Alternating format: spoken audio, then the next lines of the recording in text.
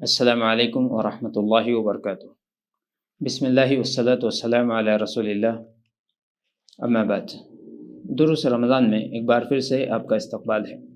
آج کے اس درس میں انشاءاللہ تبارک و تعالی رمضان کے روزے اور عورتوں کے بعض مخصوص مسائل، اس سلسلے میں ہم گفتگو کریں گے۔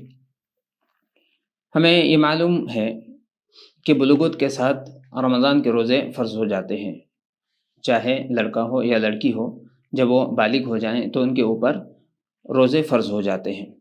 روزوں کی اس فرضیت میں عورت کے لیے حیض و نفاس سے پاکی شرط ہے۔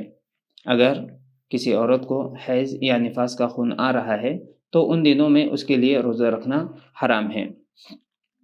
حضرت ابو سعید خدری رضی اللہ تعالیٰ عنہ کی روایت ہے، قال رسول اللہ صلی اللہ علیہ وسلم الیس اذا حاضت المرأة لم تصلی ولم تصم، متفق علیہ۔ صحیح بخاری اور صحیح مسلم شریف کی روایت ہے کہ رسول اللہ صلی اللہ علیہ وسلم نے فرمایا، کیا ایسا نہیں ہے کہ جب عورت حیضہ ہوتی ہے تو نہ وہ روزہ رکھتی ہے اور نہ نماز پڑھتی ہے؟ یعنی یہ نبی صلی اللہ علیہ وسلم نے خبر دی کہ اس طرح کا معاملہ ہے۔ اگر حیض عورت کو دن کے کسی حصے میں آ جائے جبکہ وہ روزے سے تھی تو اس کا کیا حکم ہوگا؟ اگر کسی عورت نے روزہ رکھا ہے اور روزے کی حالت میں حیض کا خون شروع ہو جاتا ہے تو اس کا روزہ ٹوٹ جائے گا، چاہے دن کے کسی بھی حصے میں ہو، شروع میں ہو، دوپہر میں ہو، یہاں تک کہ افطار سے اگر 1-2 منٹ پہلے بھی یہ خون جاری ہو جائے تو اس کا روزہ ٹوٹ جائے گا اور اسے اس روزے کی قضا کرنی ہوگی۔ اور یہی حکم نفاس والی عورت کا بھی ہے۔ نفاس اس خون کو کہتے ہیں کہ جب بچے کی ولادت کے بعد یا کبھی بچے کی ولادت سے کچھ وقت پہلے بھی یہ خون جاری ہو سکتا ہے۔ اگر یہ جاری ہو جائے تو اس عورت کا روزہ ٹوٹ جائے گا اور ایسی عورت کے لیے روزہ رکھنا جائز نہیں ہے جب تک یہ نفاس کا خون جاری ہو۔ نفاس کی مدت کتنی ہے اور اسی طرح سے حیض کی مدت کا بھی ایک بڑا مسئلہ ہمارے معاشرے میں عورتوں کے درمیان پایا جاتا ہے۔ چنانچہ حیض کے لیے کوئی اقل مدت نہیں ہے، یعنی کم سے کم مدت نہیں ہے، اور اسی طرح سے جو اکثر مدت ہے اس سلسلے میں بھی عورت کی عادت کا اعتبار کیا جاتا ہے۔ بعض فقہا نے اسے 7 دن کہا ہے کہ یہ اکثر مدت ہے۔ بہرحال الگ الگ عورتوں کی یہ عادت الگ الگ ہو سکتی ہے، 3 دن، 4 دن، 6 دن، 7 دن، اس طریقے سے۔ تو جب یہ مدت پوری ہو جائے اور عورت پاکی کی علامتیں دیکھ لیں تو اس کا حیض ختم ہو جائے گا اور اس کے بعد وہ غسل کر کے روزہ رکھے گی اور نماز بھی ادا کرے گی۔ ایسے ہی نفاس کی جو اکثر مدت ہے وہ 40 دن ہے، میکسیمم لمٹ جو ہے یہ 40 ڈیز ہے۔ اس سے پہلے وہ کتنے بھی دنوں میں پاک ہو سکتی ہے۔ اگر وہ پاکی کی علامت دیکھ لیتی ہے تو اس کے بعد غسل کرے اور نماز روزہ شروع کر دے اور شوہر کے لیے بھی وہ حلال ہو گئی ہے۔ کبھی ایسا ہوتا ہے کہ کوئی عورت حیض و نفاس سے پاک ہو جاتی ہے اور وہ نماز روزہ بھی شروع کر دیتی ہے، پھر اس کے بعد اسے خون نظر آتا ہے یا دھبے نظر آتے ہیں، تو اگر اس کی عادت جو تھی حیض کی وہ پوری ہو چکی ہے یا نفاس کے بعد اس کے خون رک گیا تھا اور اس نے پاکی کی علامتیں دیکھ لی اور پھر سے یہ خون نظر آ رہا ہے تو اس کا اعتبار نہیں ہوگا، اسے استحاضہ کہتے ہیں۔ اس کا کیا حکم ہے؟ ام المومنین عائشہ رضی اللہ تعالیٰ عنہ کی روایت ہے، کہتی ہیں جاءت فاطمۃ بنت ابی حبیش الی النبی صلی اللہ علیہ وسلم فقالت یا رسول اللہ انی امرأة استحاض فلا اطہر افادع الصلاة فقال رسول اللہ صلی اللہ علیہ وسلم لا انما ذلك عرق وليس بحیض فاذا اقبلت حیضتك فدعی الصلاة واذا ادبرت فاغسلی عنك الدم ثم صلی۔ صحیح بخاری شریف کی روایت ہے۔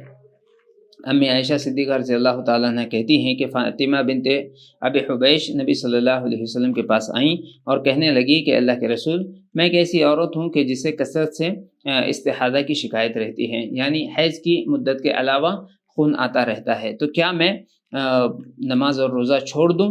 میں پاک نہیں ہوتی ہوں، مسلسل خون آتا ہی رہتا ہے۔ تو رسول اللہ صلی اللہ علیہ وسلم نے فرمایا نہیں، یہ تو ایک رگ ہے، یعنی اس میں خرابی کی وجہ سے یہ خون جاری رہتا ہے۔ چنانچہ کہا کہ جب تمہارا حیض آئے، جب اس کی وقت آئے تو تم نماز چھوڑ دو، اور جب وہ ختم ہو جائے اس کی مدت تو تم دوبارہ غسل کر کے نماز روزہ شروع کر دو۔ اور یہ جو استحاضہ کا معاملہ ہے اس کے بارے میں اور ایک روایت میں اضافہ ہے کہ ہر نماز کے لیے وضو کر لو، یعنی کسی عورت کو حیض کی مدت کے علاوہ یا نفاس سے پاکی کے بعد بھی اگر یہ خون جاری رہتا ہے تو اس کے لیے ضروری ہے کہ وہ ہر نماز کے لیے نیا وضو کر لیا کرے، یا دو نماز کو، پہلی نماز کو مؤخر کر کے، ظہر کو مؤخر کر کے، عصر کی نماز کو جلدی کر کے ایک ساتھ پڑھ لیں، یا اسی طریقے سے مغرب کو تھوڑا لیٹ کر کے اور عشاء کو جلدی کر کے ایک ساتھ وہ پڑھ سکتی ہے۔ بہرحال ایسے وقت میں جو ہمارا اصل مسئلہ ہے وہ روزہ رکھے گی۔ استحاضہ کی شکایت جس کو ہے، مسلسل خون آتا ہو، تو اسے روزہ رکھنا ہوگا۔ ایک مسئلہ حاملہ عورت کے روزہ رکھنے کا ہے، جو عورت پریگننٹ ہو تو کیا وہ روزہ رکھے گی؟ حضرت انس بن مالک رضی اللہ تعالیٰ عنہ کی روایت ہے، نبی صلی اللہ علیہ وسلم سے روایت کرتے ہیں کہ آپ نے فرمایا، ان اللہ عز وجل وضع عن المسافر شطر الصلاة وعن المسافر والحامل والمرضع الصوم او الصيام۔ صحیح ابن ماجہ کی روایت ہے، اللہ کے نبی صلی اللہ علیہ وسلم نے فرمایا کہ اللہ تبارک و تعالی نے مسافر سے آدھی نماز کو معاف کر دیا ہے، اور اسی طرح سے مسافر سے، حاملہ عورت سے، دودھ پلانے والی سے روزے کو یا روزوں کو ساقط کیا ہے یعنی انہیں بعد میں اس کی قضا کرنی ہوگی۔ تو اگر کوئی عورت اس حالت میں ہے کہ اس کے لیے روزہ رکھنا مشقت بھرا ہو رہا ہے اور اس کے روزہ رکھنے کی وجہ سے اس کے حمل کو نقصان پہنچنے کا خدشہ ہے، تو ایسی صورت میں وہ روزہ نہ رکھے اور اس کی قضا کر لے۔ ایسے ہی معاملہ دودھ پلانے والی عورت کا ہے۔ حضرت انس بن مالک رضی اللہ تعالیٰ عنہ کی روایت ہے، وہ کہتے ہیں انہ اتی النبی صلی اللہ علیہ وسلم بالمدینہ وهو يتغدى فقال النبی صلی اللہ علیہ وسلم هلم الى الغداء فقال انی صائم فقال له النبی صلی اللہ علیہ وسلم ان اللہ عز وجل وضع للمسافر الصوم وشطر الصلاة وعن الحبل والمرضع، کہ آپ نبی صلی اللہ علیہ وسلم کے پاس آئے مدینے میں اور آپ صلی اللہ علیہ وسلم کھانا کھا رہے تھے، تو کہا کہ آؤ کھانا کھاؤ۔ آپ نے فرمایا کہ میں روزے سے ہوں۔ نبی کریم صلی اللہ علیہ وسلم نے ارشاد فرمایا کہ اللہ تبارک و تعالیٰ نے مسافر سے روزے کو اور آدھی نماز کو معاف کر دیا ہے، اور اسی طرح سے جو حاملہ عورت ہے اور جو دودھ پلانے والی ہے۔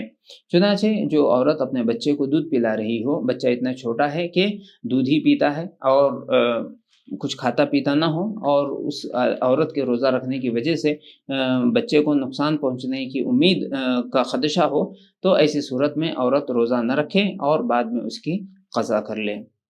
اس طریقے سے عورتوں کو اپنے مسائل کو جاننے کی ضرورت ہے۔ اللہ تبارک و تعالیٰ سے دعا ہے کہ اللہ تبارک و تعالیٰ ہمیں دین اور شریعت کا علم حاصل کرنے کی توفیق عطا فرمائے اور اس کے مطابق عمل کی توفیق بخشے۔ آمین یا رب العالمین۔ والسلام علیکم ورحمۃ اللہ وبرکاتہ۔